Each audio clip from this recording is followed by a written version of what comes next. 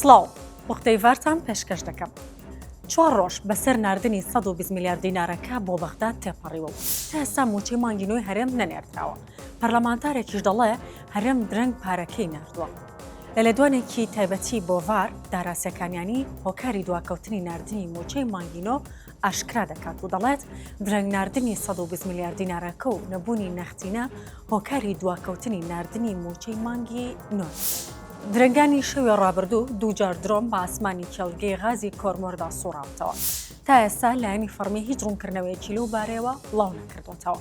بەپێی زانێرەکانی ڤاریش لەلایەن هێزی پاراستنی کێڵگەکە تەقە لە درۆنەکە کرا و دواتر ناوچەکەی جێهێشتووە.